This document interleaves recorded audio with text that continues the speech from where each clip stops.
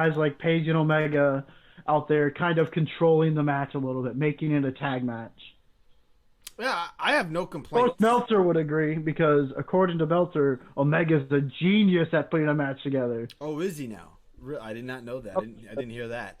I do agree with you. There's not really many dislikes. I saw someone dislike the Canadian Destroyer Well, that I'm just like that. that Pentagon did, but I thought the setup for it was fucking awesome. We had the corkscrew cutter by Phoenix, and man, I don't know what AEW has in store for him, but hopefully they'll make him a singles wrestler very, very soon because man, that man can go, and some of the stuff he can do in that side inside that ring is amazing. And tonight he showed some more Imagine, of that stuff tonight.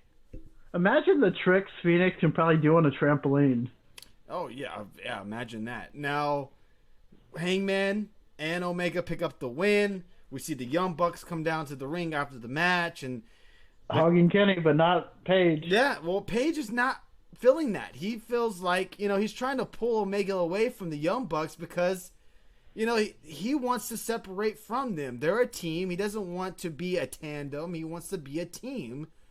And Omega is kind of torn. He doesn't know what to do. He doesn't know if he should go with just Hangman. But again, of course, he stays with the Young Bucks. What do you think the end game is here? Do you think Omega finally just goes with Hangman? Or do you feel like they'll lose at Revolution and Hangman goes nuts and turns on everybody? What do you think is possibly going to happen with Omega and the whole Elite? Because it seems like, I saw Sinister post this in the chat earlier, that they're teasing a breakup of the Elite. And it seems each week we're seeing more animosity between not so much Omega, but Hangman and the Young Bucks. And, Hangman's pretty much kind of just ignoring them at this point. He just didn't really acknowledge them tonight. He just kind of went off on his own, went to the crowd, started drinking some beers.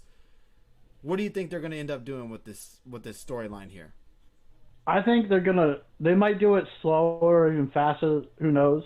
But I think they're going to win at Revel. I know it's not our predictions, but I think they will likely keep the titles, but Paige is going to cheat somehow and screw them over and keep the titles somehow against the Bucks. And then it's going to be torn. Omega's going to be torn. But, hey, man, look what they did. I mean, look what he did. He did that crap to us. We're supposed to be friends. And kind of go back and forth where Omega just finally complete turns heel. And just him and Paige are just doing their own cowboy shit. Like, everyone likes that. So I agree with two comments in the chat room. Ian Dunn had an interesting comment or question. Says, why wasn't this match first, then have the Battle Royal after? Killed any suspense, said Ian Dunn. Also, Bobaruski says, Hangman cannot be the one turning. He's super over. I agree. Yep. I agree. Bill says the ref actually tried to have rules and didn't get it to out of hand like past week, said Bill.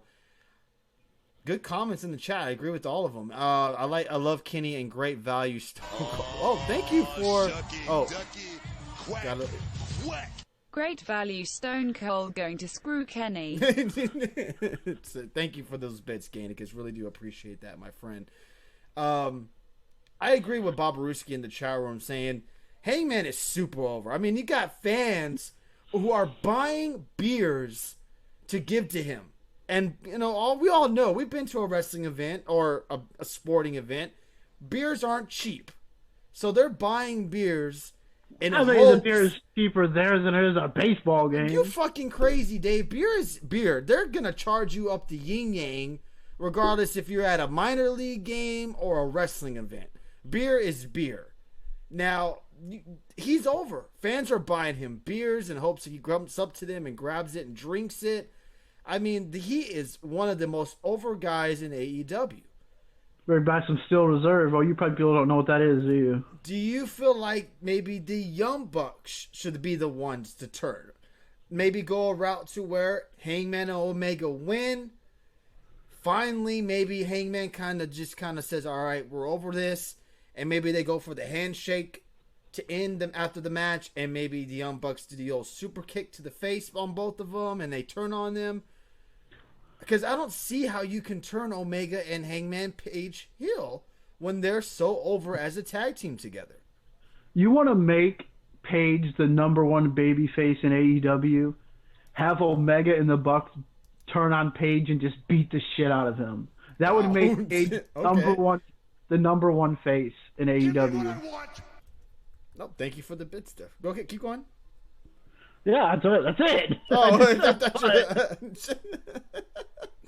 I thought you were gonna go on a little tangent there. So you feel like they should go the route of them as a team turn on them.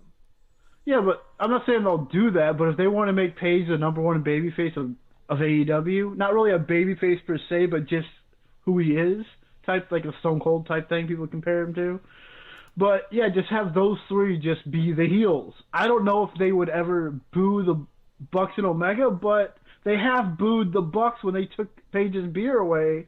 So it could work if they flipped the script and went that way with the heel, kind of a heel turn. I think beer was like $10 when I went Gainikus. It wasn't cheap.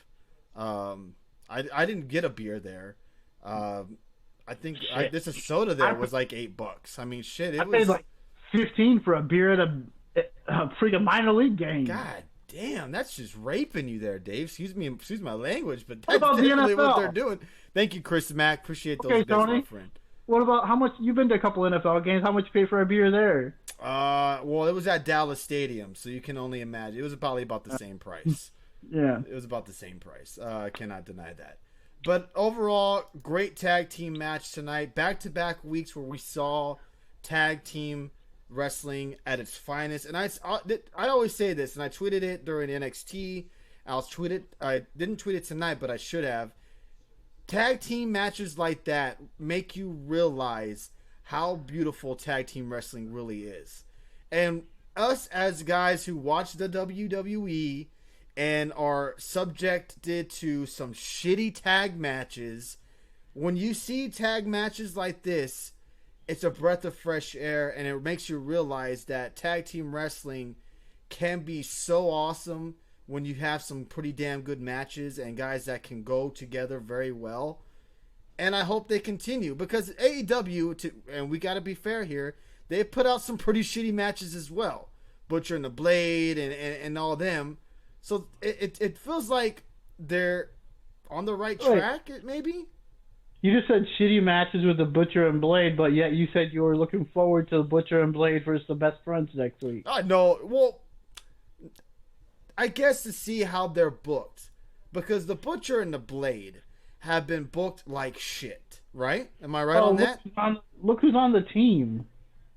True, but even when they you felt like they were going to be something in AEW.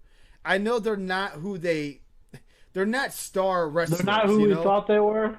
I guess that. Or they're not who I thought they were going to be when they first debuted with Ali, and you have them in this pretty cool gimmick where, the Butcher and the Blade, and then you got these video packages of them kind of making them look like badasses, and they're highlight. They really went in on them, and then you have them just shit the bed in a couple of these matches where they look like jobber tag team. Like a jobber isn't tag that team. like almost all their tag teams other than the main ones are really kind of being almost like that in a way? Yes, the Luchabros had a good tag match, but other than that, when's the last time you're an asshole. And there's so many. And how about Ali and Orange Cassidy? Kick them right in these oranges, right? Yeah. The Butcher and the Blade need to peace out, says Yannicka. See, I mean, I'm just interested to see how the match goes. Against the Best Friends, I'm expecting the Butcher and the Blade to win. Unless Orange Cassidy has anything to do with it. Orange Cassidy's out there. Yeah, Orange Cassidy might help him out, so we'll see.